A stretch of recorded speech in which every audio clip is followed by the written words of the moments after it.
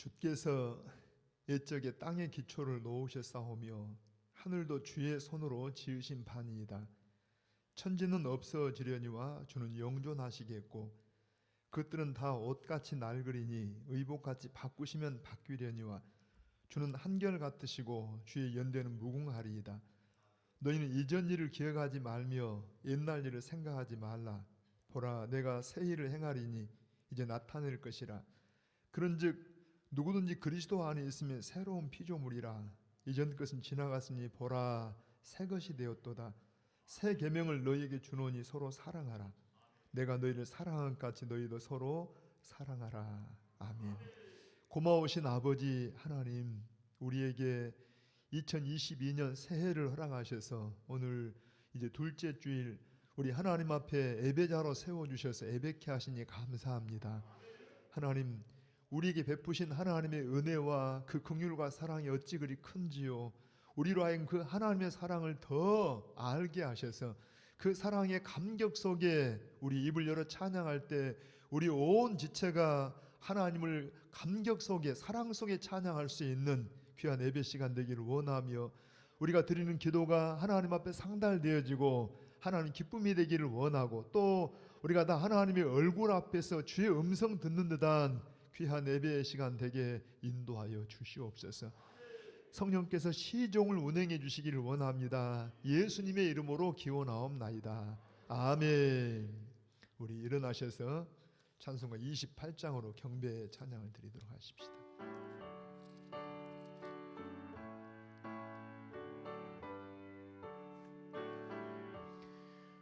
복의 근원 강림하사 찬송하게 하소서. 한량없이 자비하심 측량할 기 없도다. 천사들의 찬송가를 내게 가르치소서.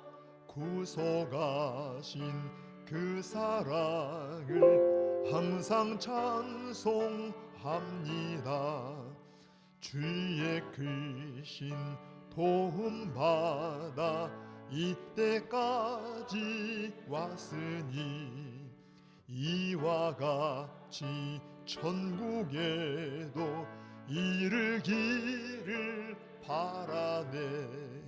하나님의 품을 떠나 죄에 빠진 우리를 예수 구원하시려고 보혈 흘려 주셨네. 아멘. 주의 귀한 은혜 받고 일생 빚진 자 되네. 주의 은혜 사슬 되사 나를 주께 매소서. 아멘. 우리 마음은 연약하여 범죄하기 쉬우니 하나님이 받으시고 전국이, 우리 다시 한번 주의 귀한 은혜 받고 주의 귀한 은혜 받고 일생 빚진 자 되네. 주의 은혜 사슬 되사 나를 주께 매소서. 아멘. 우리 마음은 연약하여 범죄하기 쉬우니 하나님이 받으시고 전국인을 치소서. 아멘. 아멘. 우리 교독 문제 2번을 함께 교독하십시다. 2번.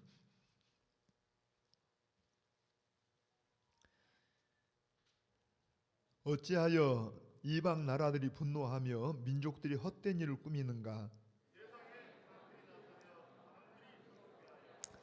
여호와와 그의 기름 부음 받은 자를 대적하며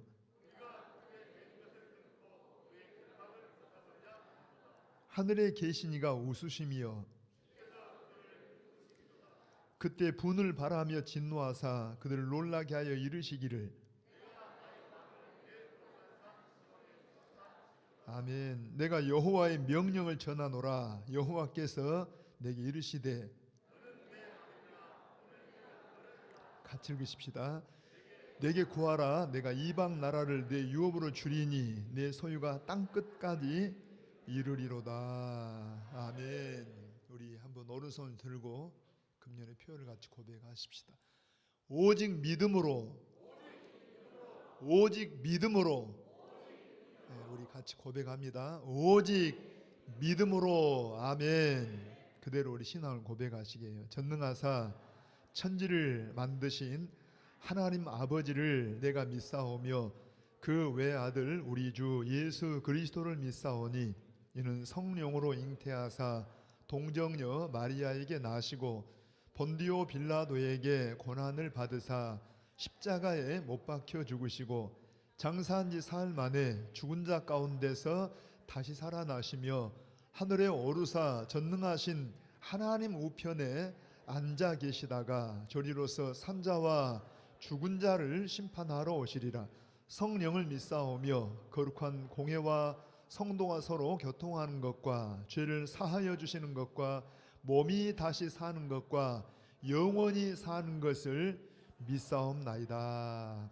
아멘. 아멘. 우리 자리에 앉으십시다. 함께 찬송가 우리 178장 함께 찬양을 드리십시다.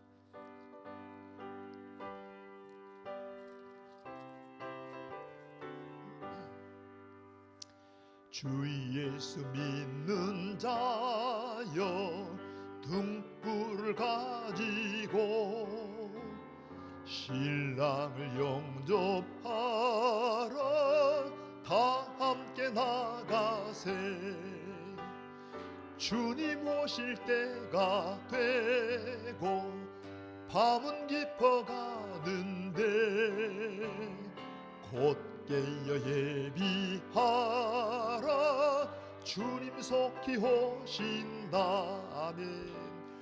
내 등불 살펴보고 기름을 예비해 곧 준비하니 하면 너 때를 놓치리. 저 산에서 파수꾼이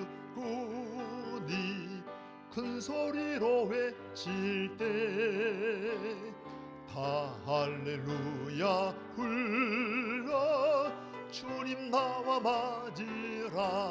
아멘. 내 고대하던 주여 지금 곧 오셔서 이 어두운 세상 위에 참빛을 주소서. 아멘. 나의 손을 높이 들어 우리 주께 비오니 이 세상 구세주여 지금 강림하소서. 아멘.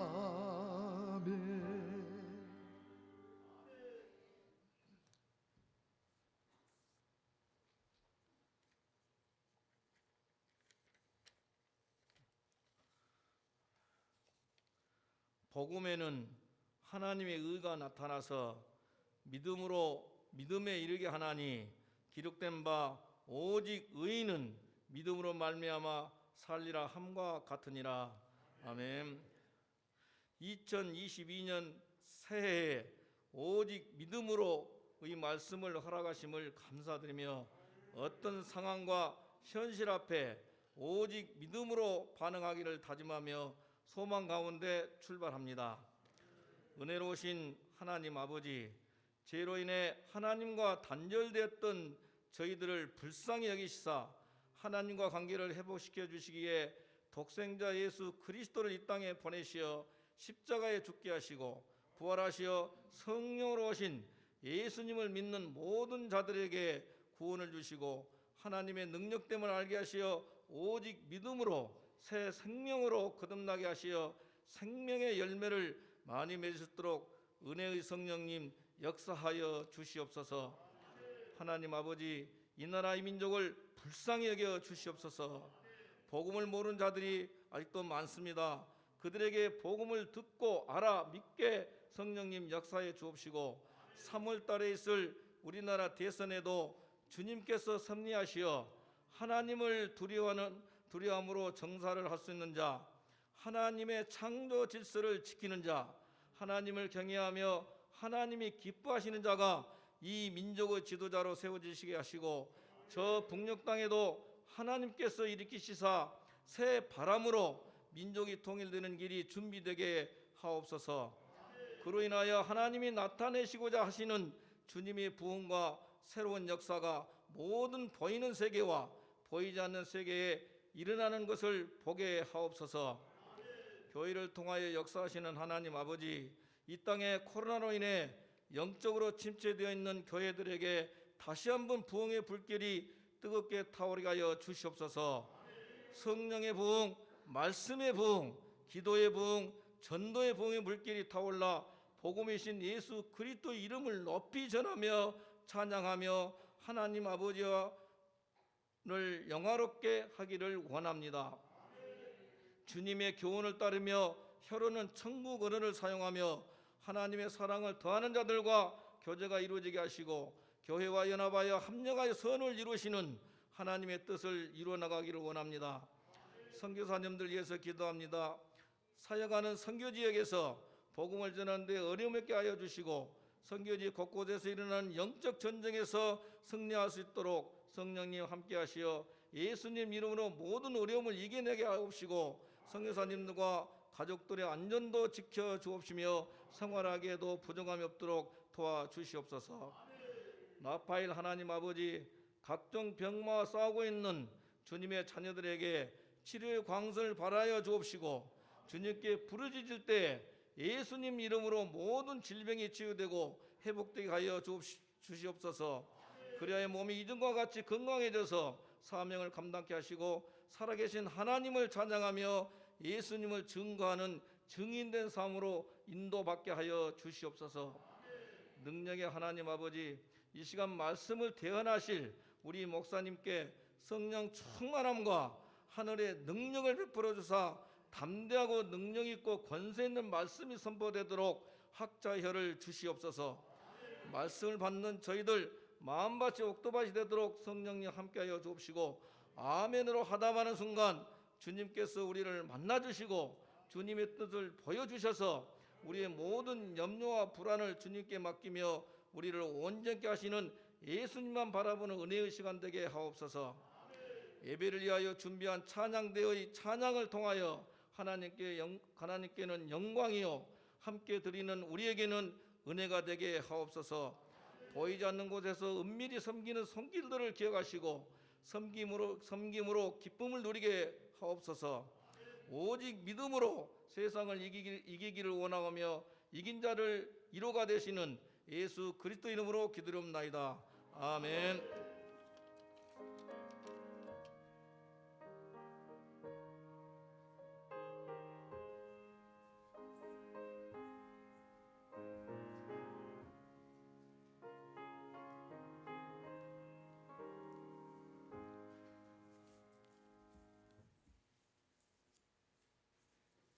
하나님 말씀은 로마서 2장 9절부터 16절까지입니다.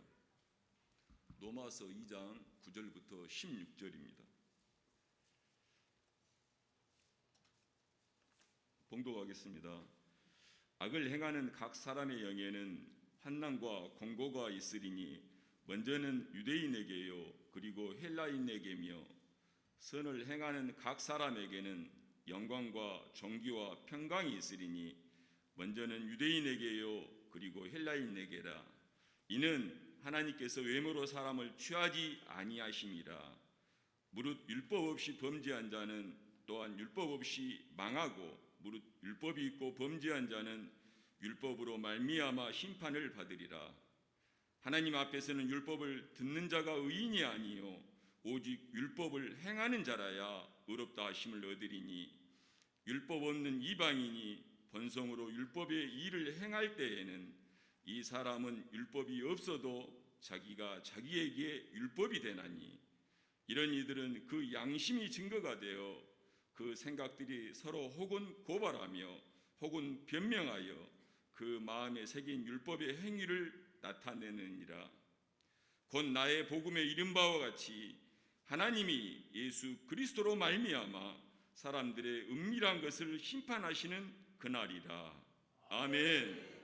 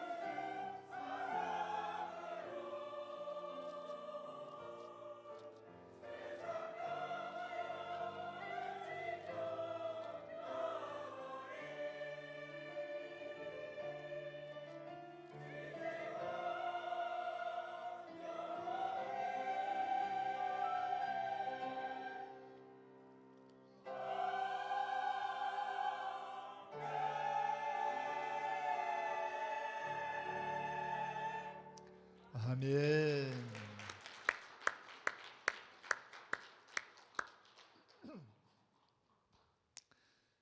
우리 코로나라는 좀 어려운 환경 속에서도 아까 1부 예배 때도 제가 그렇게 감동이 돼서 말씀드렸는데 우리 새로운 문화 중에 하나가 우리 찬양단이나 찬양대 찬양하면 박수를 해주는 그런 문화가 생겼습니다. 하나님께도 영광이 되고 또 찬양하는 우리 모든 찬양대원들에게도 우리가 이 박수가 굉장히 격려가 됩니다. 한번 우리 박수 한 번 더 크게 한번 하시게요.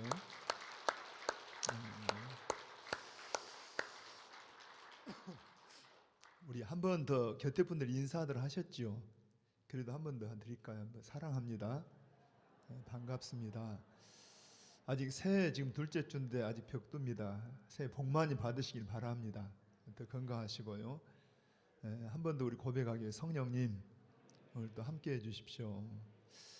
자, 우리 주일날 낮에 그 로마서를 계속 강의를 해가는데 이제 지난주도 여러분 이제 새해 첫 주일 돼서 우리 주제된 말씀을 드렸는데 사실은 쭉 한번 이렇게 연결해서 말씀을 좀 드릴 필요가 있어요. 우선은 여러분 이 로마서는 누가 누구에게 기록을 했어요? 1차적으로 사도 바울이 누구에게?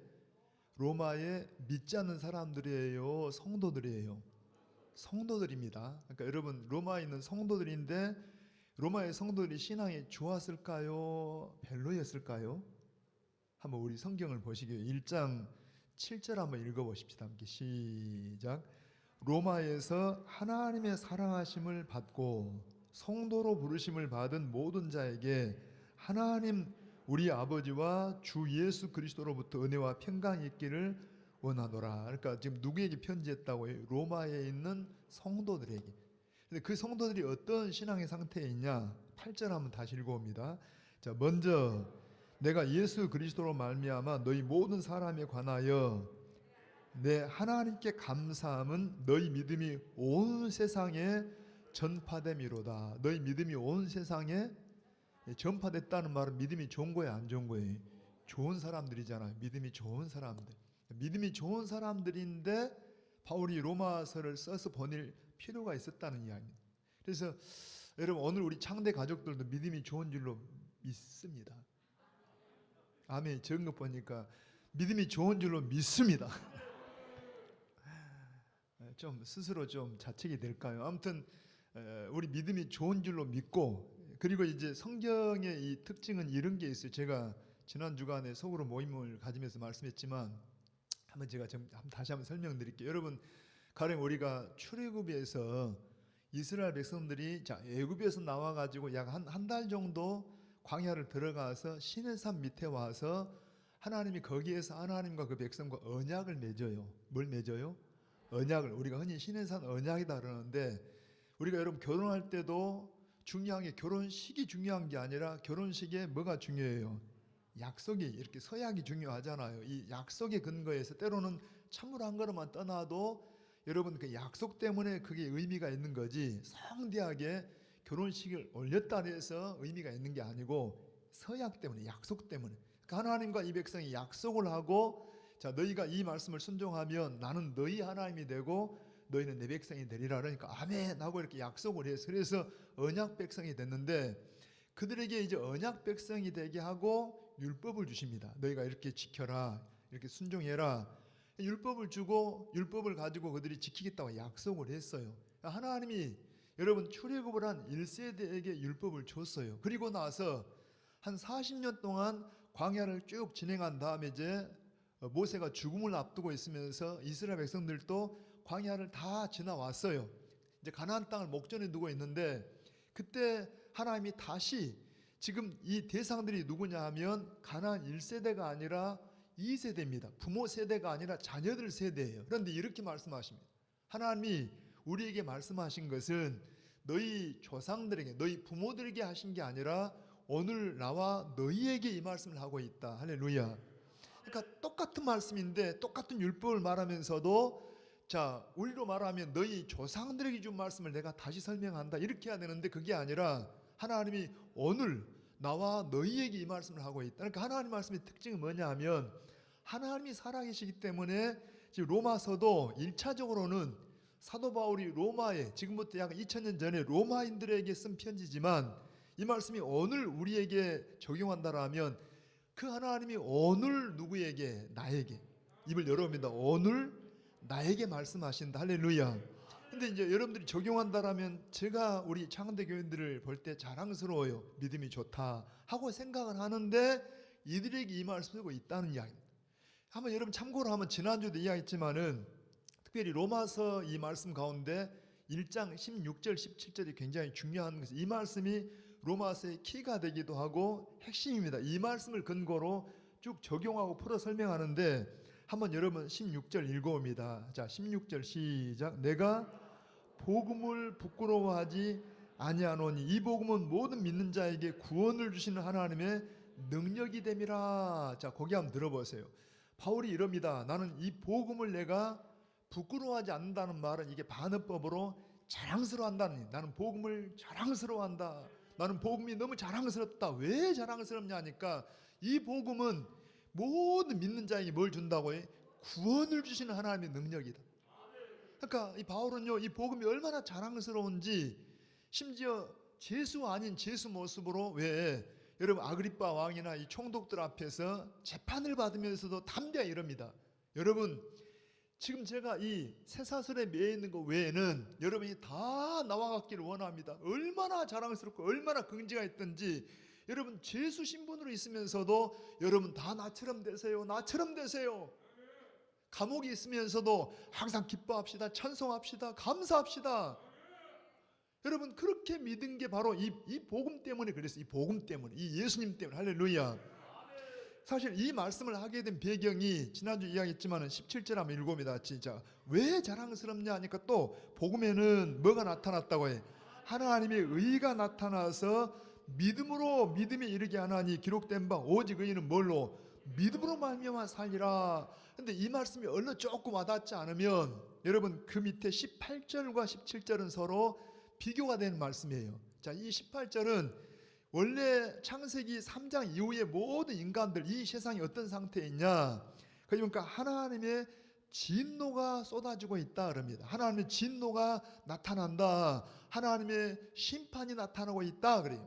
죄의 싹은 사망입니다. 여러분 창세기 2장에서 3장을 넘어오면은 아담과 하와가 인간이 하나님 앞에 불순종하고 죄 짓게 되면서 죄가 들어오다 보니까 이 세상이 어떤 상태가 됐냐, 하나님의 진노가, 그 사이에는 삽입절입니다. 그러니까 하나님의 진노가 끝에 보니까 하늘로부터 나타나는 이 말은 한 번 나타나고 마는 게 아니라 계속 임하고 있다고 이제 설명을 했죠. 지금 하나님의 진노가, 하나님의 심판이 임하고 있다 보니까 우리 인간이 늙어지고 병들고 죽게 되고 사고가 있고 재난이 있고 지진이 일어나고 여러분 지금도 코로나 이런 전염병이 일고 계속 하나님의 진노가 세상에 임하고 있다는 이야기입니다. 우리는 그냥 이 속에 살다 보니까 이게 자연스럽게 여기고 이게 당연하게 여기지만 당연한 게 아니라는 이야기입니다. 원래는 이런 세상이 아니에요. 그런데 하나님의 진노가 지금 세상에 임한 까닭에 이 불행한 일들이 있다는 이야기. 그런데 이 세상에 놀라운 반전이 일어나서 그게 17절입니다. 다시 한번 읽어봐. 17절 보면은 복음에는 하나님의 의가 감춰져 있는 게 나타났다는 이야기. 뭔 말이냐면은 여러분 18절에 하나님의 불이라는 말과 이 의라는 말이 서로 반대되는 개념입니다. 저 좀 봐봅니다. 이 세상에 왜 하나님의 진노가 있냐? 하나님과 무슨 관계라고? 불의의 관계라. 불이라는 게 뭐예요? 여러분 불이라는 말은 하나님과 지금 관계가 잘못되어 있다는 이야기. 예를 들어서 제가 이런 이야기 합니다. 여러분 우리 자녀들이, 여러분 자녀들이 지금 부모와 자녀 간에 되게 부모들이 자식들 잘 되라고 잔소리도 하고 그러잖아요. 꾸지람도 하고 잘못하면 좀 매도 때릴 수도 있고. 그런데 이 아이들이 부모의 잔소리가 싫다고 그냥 집을 나갔어요. 나갔는데 요즘 같으면 막 아르바이트도 하고 또 친구들 만나 잘 지내요. 지그들끼리는 잘 지내는데 잘 지낸다 할지라도 부모와 자녀 관계는 지금 좋은 관계예요? 지금 잘못된 관계예요? 입을 열어봐요. 여러분 지금 부모 밑을 떠나서 집을 떠나서 그냥 밖에 나갔어요. 야 이가 그렇다고 막 도덕적으로 막 도둑질하고 그런 게 아니라 나름대로 성실하게 알바도 하고 또 친구들과 만나서 뭐 좋은 어떤 교제도 하고 잘 지내요. 잘 지낸다 할지라도 부모 입장에서는, 부모와 자식 입장에서는 지금 바른 관계예요? 잘못된 관계예요? 잘못된 관계라는 이야기.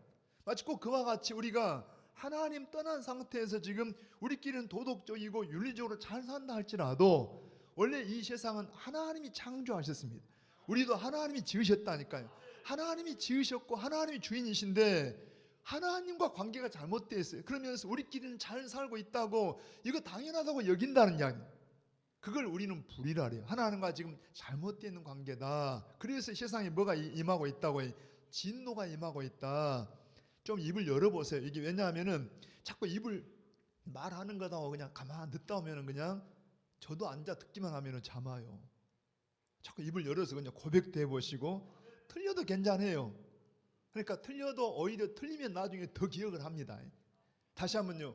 지금 세상은 무슨 관계에 있다고? 하나님과 진노의 관계, 심판의 관계 아래에 있는데 왜 심판이 있다고 해요? 불의 때문에, 하나님과 잘못된 관계 때문에. 그 잘못된 관계가 어떤 현상으로 나타나냐? 자, 불의로 진리를 막는 사람들의 모든 경건하지 않음과 불의에 대하여 세상이 임하고 있다. 하나님과 지금 여러분 어때요? 잘못된 상태에서 여기 진리를 막는다는 말은 하나님 말씀이 진리입니다. 그러니까 하나님 말씀에 순종하지 않고 그 결과가 하나님께 대해서 경건하지가 않아.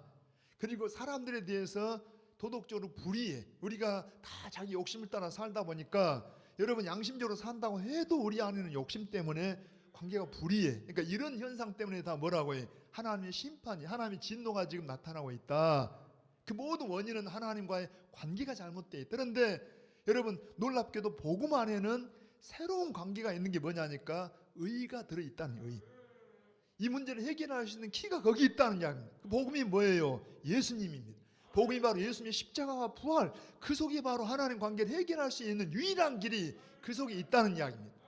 그래서 거기 보니까 복음에는 하나님의 의가 나타나서 믿음으로 이걸 받아들여요. 믿음으로 믿음에 이르게 하나니 이걸 믿음으로 받아들이는데 이 믿음을 시작하신 분이 누구라고 해요? 하나님이십니다. 여러분 과정도 하나님이, 결과도 하나님. 제가 지난주에 그랬죠. 마치 우리가 100억짜리 집을 사고 1000억짜리 집을 사는데 이 집을 살려면 그냥 계약금 예를 들어 10분의 1을 걸면 법적으로 합당해요. 그런데 이 사려고 하는 사람이 그냥 100억을 다 주고 1000억을 다 주고 내가 계약했다. 그 말은 무슨 말이라고 해요? 이 집을 반드시 사고야 만다는 이야기. 하나님 세상을 일처럼 사랑하사 여러분 자기의 독생자를 100억 1000억이 뭡니까? 자기의 독생자 세상을 창조하신 아들을 갖다가 십자가에 내어 죽게 하시면서 우리를 사랑하신다는 이야기. 그 말은 뭐예요? 우리를 결코 포기하지 않는다는 이야기. 그 일을 누가 시작했다고 해? 내가 원한 것도 아니에요. 나는 죄인이고 나는 하나님께 원수 관계했는데 하나님 우리를 불쌍히 여기셔서 하나님 우리를 긍휼히 여기셔서 그래서 아들을 보내시고 이 모든 계획을 하시고 실행을 하시면 하나님이시라는 이야기. 이를 반드시 이루십니다. 근데 우리는 그걸 뭘로 한다고 해요? 믿음으로. 근데 이 말을 우리가 참 어려워요. 우리 말이 어려운 것은 지금 금년의 표현 오직 믿음으로 그러니까 자 믿음으로 뭔가를 한다 그런 말이 아니고 원래 성경이 말하는 이 믿음으로라는 말을 여러분 루터라는 분은 이렇게도 설명했어요. 믿음으로 하는 말은 바로 긍휼로 해봐요. 오직 긍휼로, 오직 불쌍히 여기심으로, 오직 은혜로 그런 이야기입니다.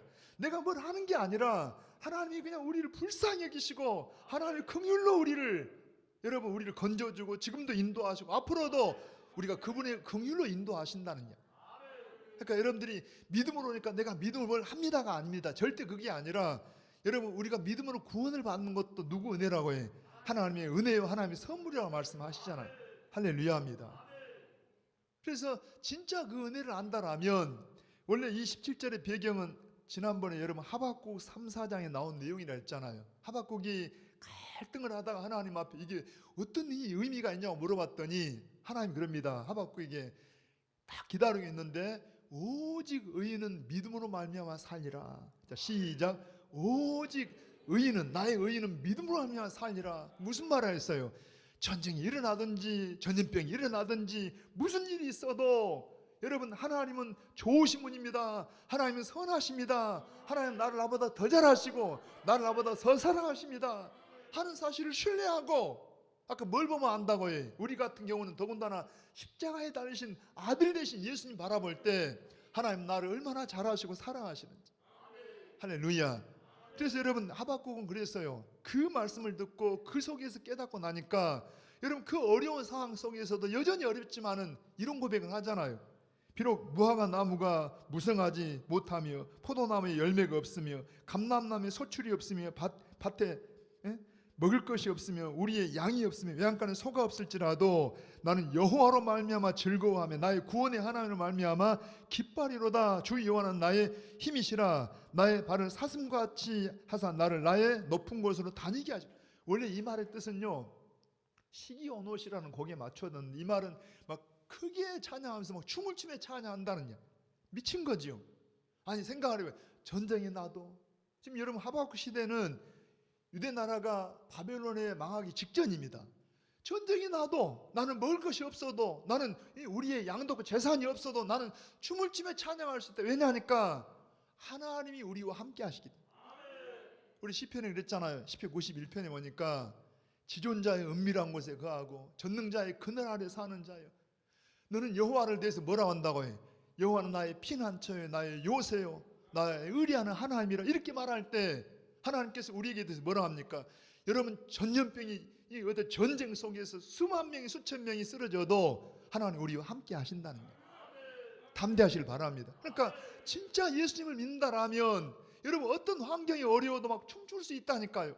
아까 말했지만 진짜 예수님을 이렇게 믿는다라면 사도 바울은 감옥 속에 있어도 기뻐할 수 있고 감사할 수가 있고, 여러분 그 쇠사슬에 매 있어도 막 부끄럽고 여러분 뭐 자기를 열등감 갖는 게 아니라 여러분들이요 왕이요 총독이요 내가 쇠사슬 매인 거 이거 외에는 당신 또 나와 같이 되기를 원합니다. 그런데 오늘 믿음을 우리 믿음을 봐봐요. 그런 자랑스러운 믿음이 있냐느냐. 그렇게 복음을 자랑스러워 합니까? 여러분 우리가 얼마나 오늘 우리 믿음들이 정말로 하나님 앞에 안타까운지 몰라요. 아까 일부러 우리가 찬양을 여러분 왜 주님의 재림에 관한 찬양을 막 드렸어요. 주 예수 믿는 자여 등불을 가지고, 여러분 막 찬양할 때 신나게 찬양을 해요. 저 어릴 때는요 이런 주님의 재림이나 주님 만날 것에 대해서 막 찬양을 많이 했어요. 근데 오늘날은 지금 새 벽두인데 이 찬양을 하면서 분위기를 가만 보니까 한번 해볼까요? 어떤 분은 막 박수하고 막 춤추듯이 찬양하는데 어떤 분은 무덤덤. 여러분 이 로마서의 기록자인 사도 바울도요 진짜 막 성령 충만하고 은혜 충만하면 자기들이 당대에 주님이 오실 것처럼 막 믿었어요. 여러분 데살로니가 전서나 이 고린도전서 15장에 보면은 거의 부활장에 그러잖아요. 우리 주님이 재림이 오실 때 죽은 자들이 먼저 일어나고, 거기 보니까 우리 살아있는 이 우리 속에 누가 들어있어요? 사도 바울 들어있어요. 살아있는 우리도 변화되어 주님을 만날 거다. 여러분 막 이런 소망 속에 있었다니까. 2000년 전이나 불과 우리나라 100년 전이나 여러분 신앙이 막 성령 충만하면 막 은혜가 충만하면 주님 오실 것처럼 주님을 금방 만날 것처럼 그렇게 살았다니까요. 근데 오늘 우리는 어때요? 막 주님이 오시는 것이 사모가 됩니까? 여러분 우리가 조금 작은 봉사 하나 해놓고도 뭐 그냥 대대로 한 것처럼 그런 거 아닙니다. 여러분 이분들은 목숨 걸고 주님을 막 섬겼어요. 그래도 자랑스러워 여겼다니까. 자 한번 고백합니다. 내가 복음을 뭐라고 해? 자랑스러워한다. 내가 복음을 자랑스러워한다. 왜 자랑스러워요? 이 복음이 여러분 로마인들 뭐 로마 황제의 아들이 아니라 그런 어떤 소식이 아니라 바로 예수 그리스도의 죽으심이 내 죄에 대한 죽으심이고 그분의 부활이 우리 하나님 앞에 나아갈 수 있는 길을 열어놨기 때문에 유한겔리온 복음이라니까. 이 복음만이 여러분 누구라도 이 예수님 안에 들어오면 다 죄 용서하시고 구원을 주신 하나님의 능력이라니까. 아까 장로님 기도 가운데 저 북녘 땅에도 막 이런 능력의 바람이 불기를, 여러분 핵무기 같이 큰 능력이 있지만 성령의 능력은 그보다 더 커요. 그냥 여러분 그 김정리의 마음을 막 바꿔버리면 그냥 핵무기 정도의 무기가 아니라 사람을 변화시킨다니까. 세상의 무기들은 사람을 죽이는 능력이 있을지 몰라도 사람을 살리는 능력은 없어요. 여러분 이 성령은 사람을 살려냅니다. 사람을 바꿔버립니다. 할렐루야. 오늘 하나님께서 오늘 우리의 심령도 좀 더 여러분 새해 들어서 좀 더 주님을 사랑하면 좋겠어요. 아니 우리가 미치듯이 사랑해도 여러분 모자라지 않아요. 그 좋은 주님인데.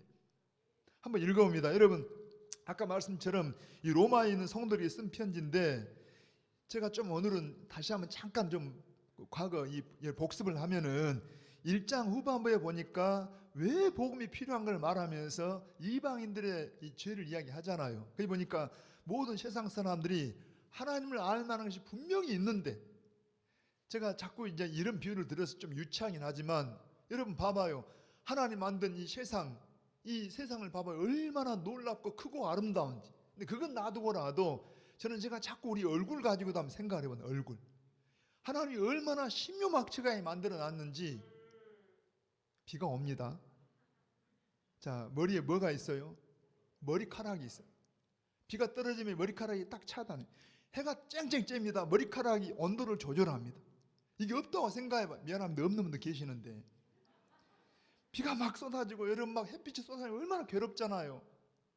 근데 비가 막 와요. 자, 여기서 차단되더니 흘러내려요. 그럼 여기서 뭐가 있어요? 눈썹이 또 한 번 또 차단해줘요. 옆으로 샥 흘러갑니다. 그래도 또 들어가면 뭐가 있어요? 눈 뚜껑이 있잖아요. 맞습니까? 아무튼 눈 뚜껑이 갖다가 딱 눈을, 여러분 먼지가 막 물이 들어가려면 막 감아갖고 그냥 보호하잖아요. 그런데 바람 불어서 먼지가 눈속에 들어가면 또 뭐가 나와요? 거기서 눈물이 나와가지고 또 물 다 팍. 하나님이 얼마나 신기하게 만들어 놨는지.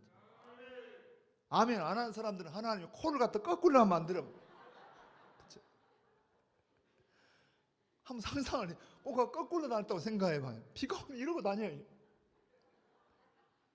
하나님이 기가 막히게 코를 만들어 밑으로 쫙 구멍이 향하게 만드시고 숨 쉬고. 여러분 또 어때요?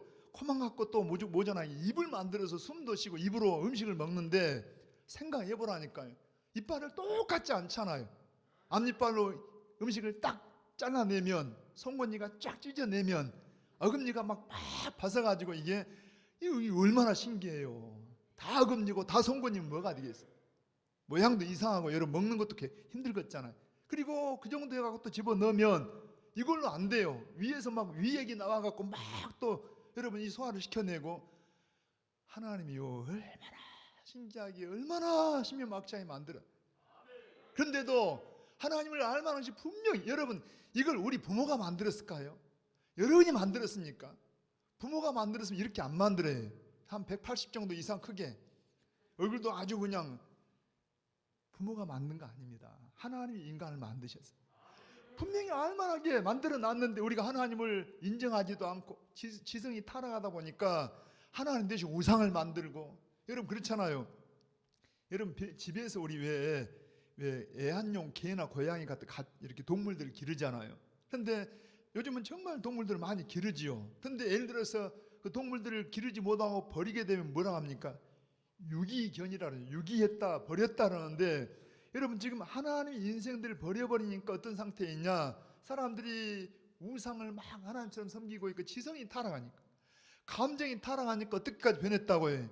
여러분 지금 막 동성애 같은 것을, 저 진짜 너무 속상해 죽겠어요. 지금 막 대통령 후보자들에게 막 여러분 그런 사람들이 계속 주장을 하잖아요. 성에 대해서 막 차별하지 마라. 여러분 차별하는 건 아닙니다. 우리가 왜 차별하겠어요? 인권은 동등하게 소중해. 다만 하나님이 남녀를 지었다는 이걸 이야기하는 게 역차별을 하면서 차별하지 말아라고 했어요. 여러분 더 다수가, 제가 이야기하잖아요. 여러분 자녀가 어느 날 아들이 남자친구를 데리고 와서 어머니 아버지 며느리입니다. 미치고 한장을 노르시지. 아니 딸내미가 또 하나 딸을, 여자 하나 데리고 와서 아버지 사익감입니다. 말이 됩니까 그것이 지금?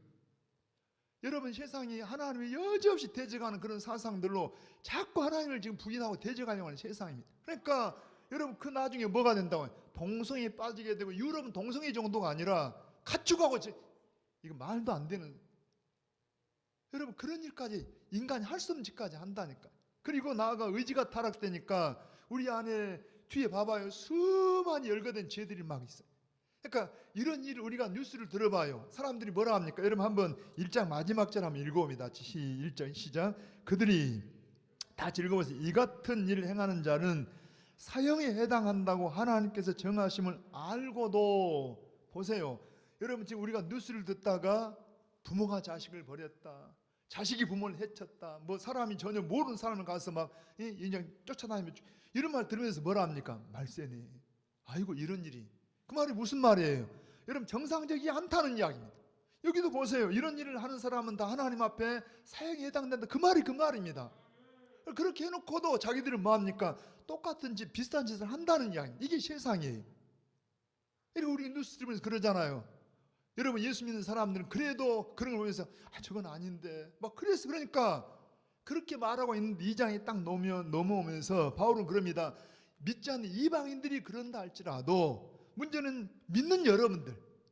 자, 그 당시 로마 교회 안에는 여러분 유대인들로서 로마까지 가서 예수 믿는 사람들도 있었고 로마인들 가운데 예수 믿는 사람도 있어요. 그 중에 특별히 유대인으로 여러분 예수 믿는 사람들 가운데 이들은 어릴 때부터 율법을 지켜오고 철저하게 종교생활을 하다 보니까 그런 도덕적인 어떤 윤리적인 그런 악행을 하지 않았어. 그러니까 이런 일장의 이야기를 하니까 맞아, 저 사람들은 진짜 나쁜 사람들이야, 저 정말 세상 말세야, 이런 말하고 우리도 그럴 수 있다니까요. 그런데 2장 1절 한번 읽어봐요. 시작. 그러므로 남을 판단하는 사람아, 누구를 막론하고 네가 핑계하지 못할 것은 남을 판단하는 것으로 내가 너를 정죄함이니 판단하는 내가 같은 일을 행함이니. 우리가 무슨 저런 도둑질을 했어요, 살인을 했어요. 그런데 여러분 예수님 교훈을 봐보세요. 살인을 해서 살인이냐는 우리 마음에 미워하는 마음, 사랑하지 못한 마음 가지고 있다라면 여러분 우리는 더 하나님 말씀 앞에서 진단받아오면 다 죄인이라는 이야기. 자, 넘어가서요. 오늘 시간이 가는데 한번 9절 10절 한번 가봅니다. 시작. 같이 읽어보기. 오직 당을 지어 진리를, 9절입니다. 악을 행하는 각 사람의 영에는 환난과 곤고가 있으리니 먼저는 유대인에게 그리고 헬라인에게라. 자, 헬라인에게며 10절에 선을 행하는 각 사람에게는 영광과 존귀와 평강이 있으리니 먼저는 유대인에게 또한 헬라인에게며.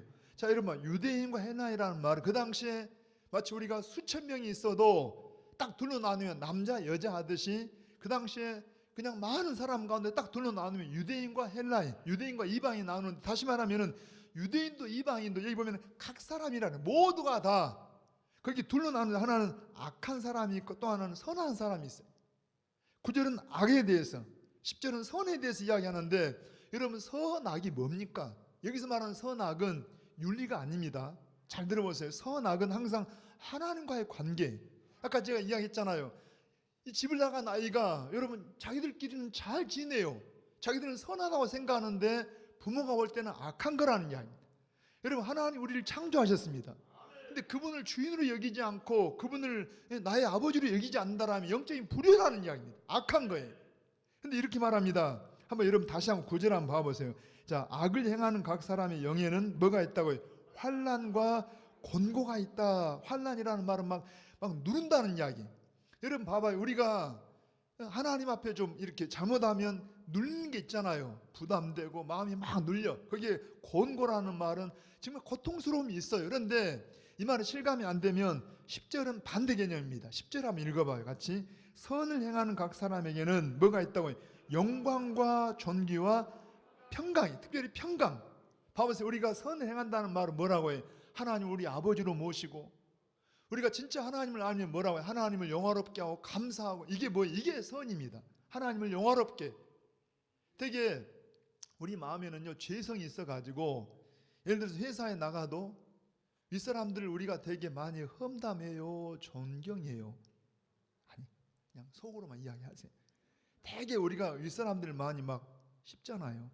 심지어 대통령까지도 막 뒤에서 막 그냥 함부로 말하잖아요. 근데 여러분 봐봐요. 우리가 하나님을, 우리 이제 지금 시간 짧기도 한데 우리는 하나님을 대해서 말라기서 보면은 너희가 나를 말로 대적한다.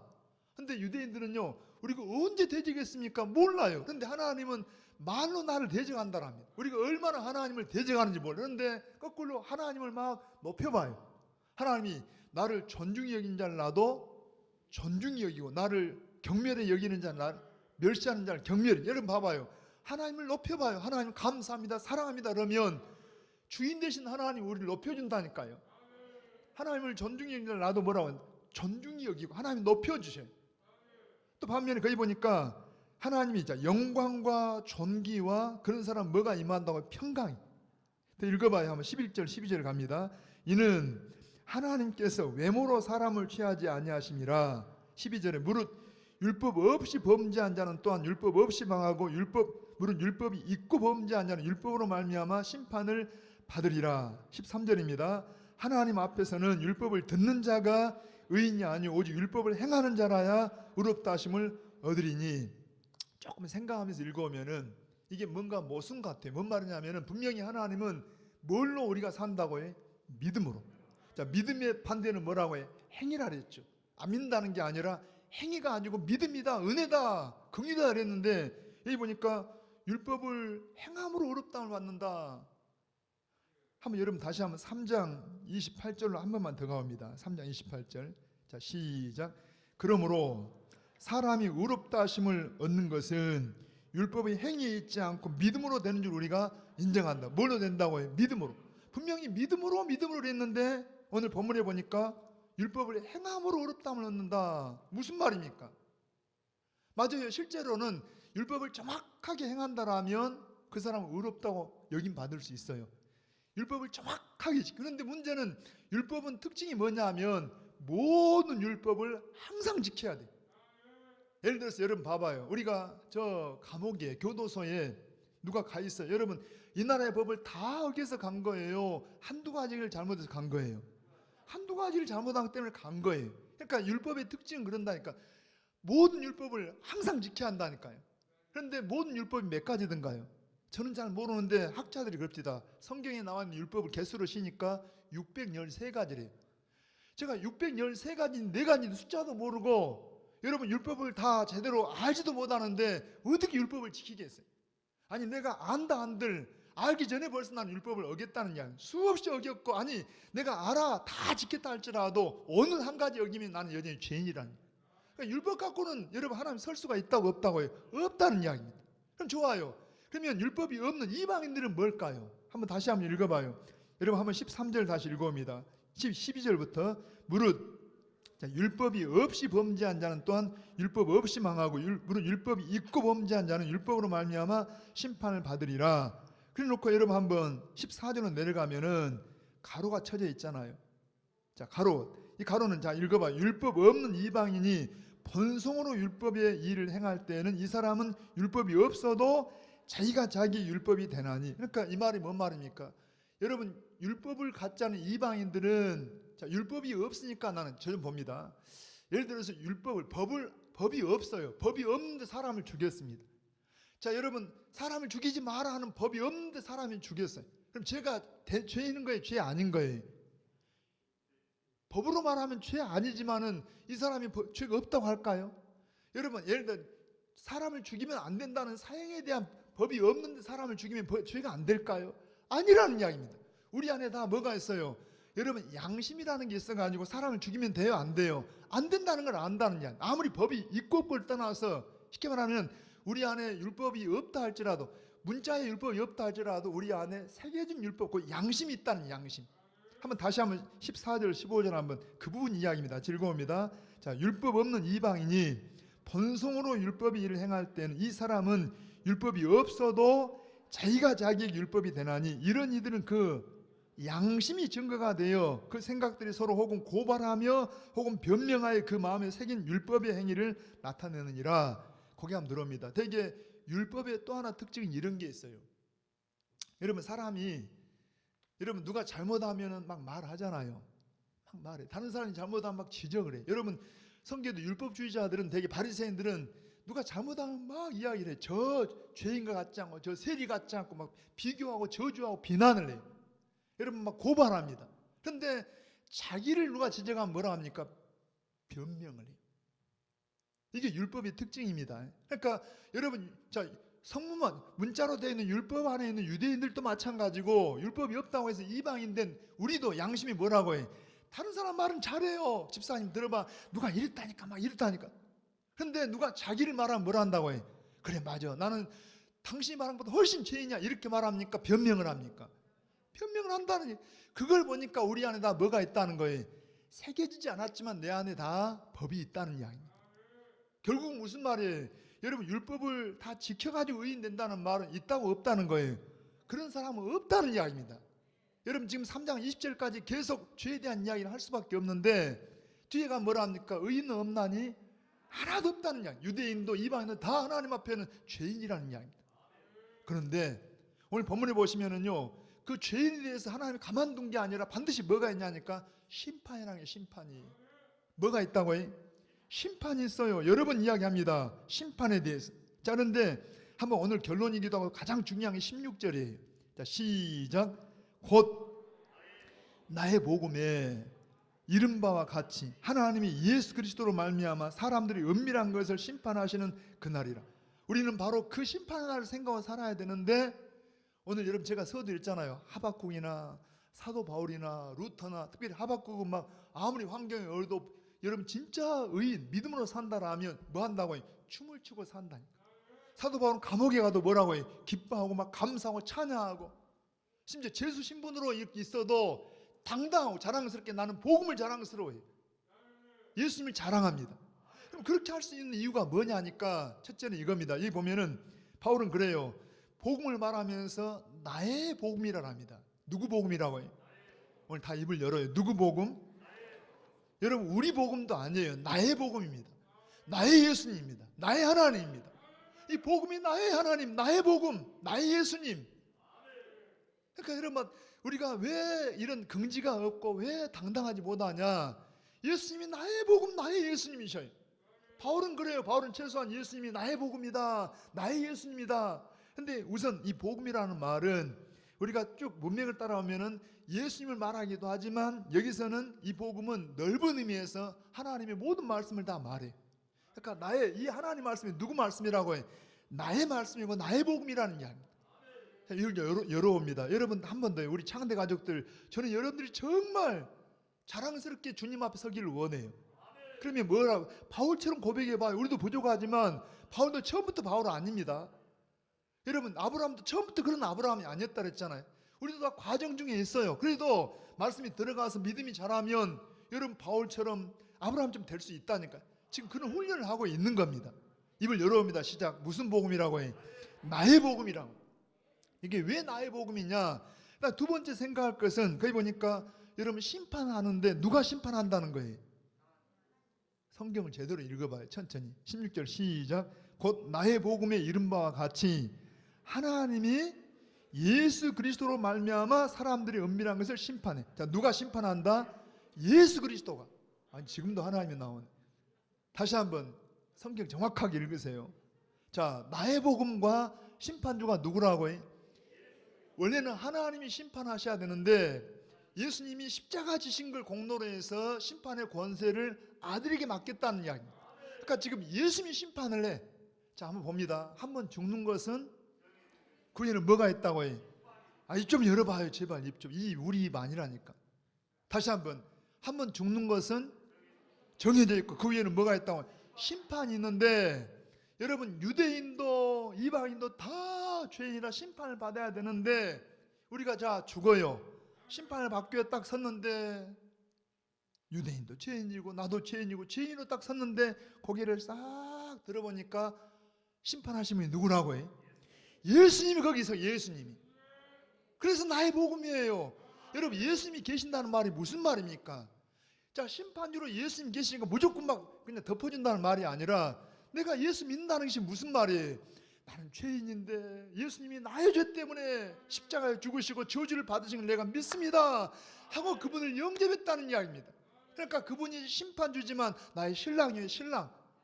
주 예수 믿는 자여 등불을 가지고 신랑을 예비하러. 여러분 주님 만난 날이 바로 그 날이 세상 사람들이 예수 믿지 않은 사람은 심판을 받는데 우리도 똑같은 죄인이라니까요. 이방인도 이런 죄인이요 유대인도 다 죄인인데 나를 심판하는 그분이 누구라고 해? 나의 죄를 용서하신 예수님이시라니까. 그래서 복음이라니까요. 그래서 복음. 근데 뭘로 심판하시냐? 다시 한번 16절 읽어봅니다. 천천히. 곧 나의 복음에 이른 바와 같이 하나님이 예수 그리스도로 말미암아 사람들의 입을 열어본다고 뭐라고 해? 은밀한 것을 심판한다. 은밀한 게 뭔 말인지 아세요? 여러분 숨어있는 죄, 은밀한 죄 무슨 이야기입니까? 우리가 주님 앞에 섰는데 여러분 사람들이 나한테 별 이야기를 해도 그 죄만 있어요. 그보다 더 큰 죄가 내 안에 있어요. 형편없는 엉터리 같은 여러분 누가 저를 흉본다 해도요 저는 그보다 훨씬 추한 죄인이라니. 은밀한 걸 말하면 부끄러워 설 수가 없다니까요. 여러분 속에 생각까지 우리 주님 앞에 내놓으면요 설 수가 없어요. 그런데 그 은밀한 것을 우리가 주님 앞에 딱 섰는데 우리 주님이 심판한다는 말이 무슨 말입니까? 은밀한 걸 다 드러내서 부끄러움 준다는 이야기일까요? 그 말이 아니고, 여러분, 우리의 모든 추한 거, 은밀한 거 다 숨긴 죄들을 갖다가 누가 다 용서하신 거예요. 예수님이 십자가에 죽으실 때, 내가 그 예수님 믿을 때 우리 죄가 다 사해 주는 걸 믿으시기 바랍니다. 그래서 그분 앞에 그게 복음이 되는 거예요. 복음, 나의 복음이에요. 바울도 뭐라 합니까? 예수님 만나서 나는 죄인 가운데 계세요. 나는 살인죄인이요. 나는 이런 죄인인데 그가 왜 당당합니까? 우리 주님이 심판주가 되셔서 내 모든 죄가 다 그 은밀한 죄까지 다 지워졌다니까요. 그 말은 막 죄를 지으란 말이 아닙니다. 여러분 시간이 갔지만 들어보세요. 예수님이 오늘 새벽에 요한복음 보니까 이런 말씀 있잖아요. 자, 우리가 예수 믿는다는 말이 무슨 말이냐? 요한복음 6장에 보니까 아버지가 나를 세상에 보냈는데, 세상에 보내신 아버지가, 자, 여러분 예수님은 아버지가 세상에 보내셨는데 당신은 분명히 아버지와 아들이 둘이 달라요. 그런데 예수님이 뭐라 하니까 나는 내 아버지의 뜻을 행한다. 그러니까 예수님이 분명히 여러분 아버지와 아들이 다른데도 불구하고 예수님 모든 행위는 다 누구의 행위예요? 아버지 말씀이고 아버지 뜻이고 아버지 행위라는 이야기입니다. 그게 예수 믿는 거예요. 쉽게 말하면은 여러분 우리가 자 아버지가 나를 보낸 것처럼 나도 너희를 보낸다는 할 때 우리가 예수님을 믿는다는 말이 무슨 말이에요? 예수님과 우리가 서로 신비롭게 하나가 된다는 이야기입니다. 분명히 우리 예수님과 우리가 달라요. 그런데 내 살을 먹고 내 피를 마신다 자꾸 그 말하는 이유가 뭐냐니까 예수님 우리가 그냥 연합이라는 연합. 여러분 예수님 믿습니까? 그냥 교회 안에서만 믿는 게 아니라 여러분 봐요. 예를 들어 부부간에도 물론 둘인데 우리가 흔히 둘이 하나 된다 그러잖아요. 둘이 늘 교제하고 늘 사랑하고 나누다 보면 어느 날 아내 말이 남편 말 같고 남편 말이 아내 말 같고 이게 하나라는 이야기입니다. 물론 우리가 신분적으로 하나 됐지만 상태적으로는 여전히 우리가 아직은 성숙하지 못하다 보니 그럴지라도 예수 믿는 것은 주님과 우리가 하나라는 이야기입니다. 하나. 예수님이요 봐보세요. 마귀는 어떻게라도 예수님을 아버지로부터 막 독립시키려고 합니다. 40일간 금식하고 나니까 이런 말 하잖아요. 당신도 하나님이지 않냐. 돌들을 떡덩이 되게 할 수 있지 않냐. 전능하지 않냐. 그래서 당신 능력으로 그냥 그렇게 해서 먹으라. 그 말이 무슨 말? 그냥 먹으라는 말이 아니라 아버지 뜻과 아들의 뜻을 자꾸 나누려고 그런 겁니다. 여러분 죄가 뭡니까? 우리 안에 자꾸 하나님, 내 안에 주님과 나를 자꾸 분리시키려고 해요. 문제는 우리 안에 죄성이 있다 보니까 자꾸 분리가 되려고. 그런데 그래서 성령 충만을 받으라. 성령이 지배를 받으라느냐. 늘 주님을 한번 불러봐요. 주님. 제가 물어볼게요. 여러분 오해 없이 들어봐요. 예수 믿는 사람 술집 가도 돼요? 안 돼요? 대답하지 마시고 어떤 분은 가면 안 돼요 그럽니다. 여러분 봐요. 예수님은 세리들을 만났어요? 안 만났어요? 창녀들을 만났어요? 안 만났어요? 만났어요. 그럼 봐봐요. 예수님이 가서 만나라 하면 그냥 술 먹으러 간다는 말이 아니라 거기 여러분 복음을 전하기 위해서 주님이 가라 하면 가는 거지만 주님이 가지 마라 하면 안 간다는 이야기입니다. 왜냐하면 주님과 내가 하나니까. 여러분 우리가 서로 주님과 서로 하나 됐기 때문에 우리가 성숙해서 성령 충만해서 막 복음 전할 것 같으면 가지만 대개 우리는 성숙하지를 못해요. 그래 가면 잘못되기 때문에 여러분 안 가는 게 그분이 기뻐하는 뜻일 겁니다. 아마 제가 볼 때는 주님과 하나라는 이야기입니다. 하나. 할렐루야. 말씀 마칩니다. 다시 한번요. 16절 한번 천천히 읽어봅니다. 누구 복음이라고 해? 나의 복음입니다. 누가 심판하신다고 해? 예수님이. 그래서 나의 복음이라니까. 여러분 뭘 심판한다고 해? 은밀한 죄까지도 다 심판하신다. 그렇지만 주님 우리의 모든 죄를 다 사하신 줄 믿습니다. 자 16절 시작. 곧 나의 복음에 이른 바와 같이 하나님이 예수 그리스도로 말미암아 사람들의 은밀한 것을 심판하시는 그날이에요. 그러니까 우리가 그날이 분명히 있어요. 그날을 내가 이미 용서받고 구원받았기 때문에 이 땅에서 우리가 주님 앞에 감사하고 살고 제발 미지근하지 마세요. 진짜 사랑한다라면 여러분 사랑은 이미 미지근하면 끝난 거잖아요. 여러분 주님은 정말 사랑한다라면 금년에 더 주님을 사랑하시길 바랍니다. 그럼 그게 절대 손해 아니에요. 나를 사랑하는 자는 나의 사랑을 입으며 간절히 찾는 자를 만난다 그랬잖아요. 여러분 정말 어려운 때지만 이것도 일종의 여러분 주님을 더 사랑할 수 있는 기회인 줄 여기시고 주님을 더 사랑하시는 우리 창대 가족들 되시기를 축복합니다. 손 가슴에 먼저 옵니다. 같이 기도하십시다. 하나님 아버지, 유대인이나 이방인이나 다 하나님 앞에서는 율법을 지킬 수도 없고 양심적으로 다 살 수도 없는 다 죄인이라 우리는 다 죄 결과가 사망이요 지옥불에 해당되는 자들인데 하나님께서 예수님의 그 십자가의 복음을 통해서 우리 죄를 사하심을 믿고 내가 죄인지를 인정하고 주님을 받아들일 때 우리의 죄가 다 용서받고 하나님 자녀가 되고 마지막 이 땅을 떠나게 될 때에도 하나님이 심판의 권세를 아들에게 맡기셔서 예수님께서 심판주가 되시는데 우리의 은밀한 것을 다 심판하시는 그 주님 앞에 섰을 때 바로 이 복음이 우리를 용서하시고 복음이 우리를 구원받게 하심을 감사하면서 자랑스러운 복음이요 나의 복음이요 정말 내가 복음을 자랑스러워하는 우리 모든 창대 가족들 되게 하여 주시옵소서. 예수님의 이름으로 기도하옵나이다. 아멘. 우리 찬송을 드리십시다. 말씀을 생각하면서 180장 함께 찬양을 드리십시다.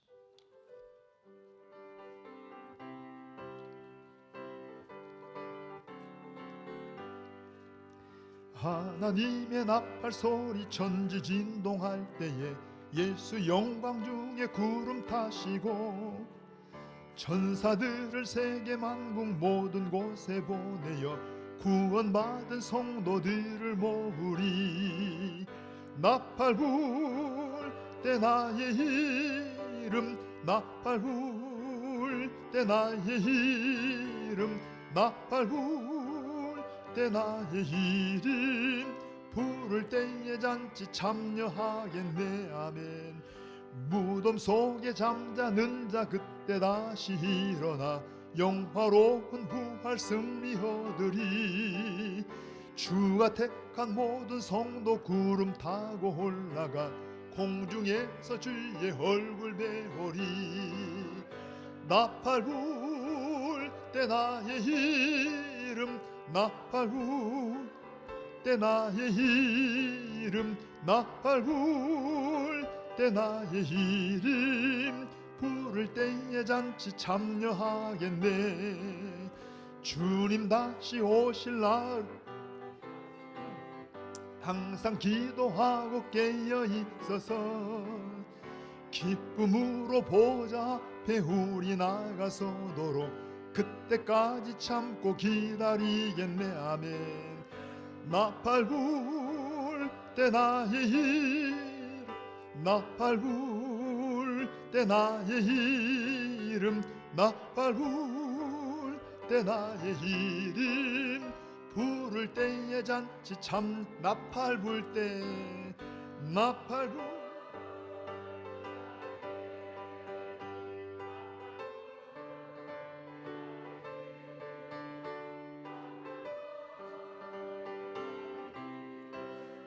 부를 때에 잔치 참여하겠네. 아멘.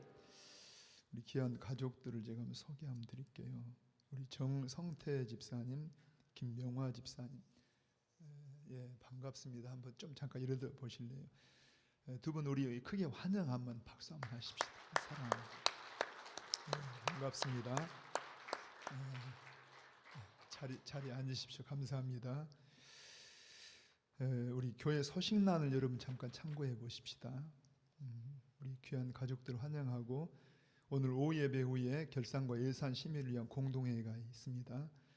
아마 이렇게 길지 않을 시간이 짧게 끝날 것 같아요. 그리고 공동회의 후에는 여전대 원례가 있게 됩니다. 남전도회는 다음 주일날 오후 예배 후에 있다고 합니다.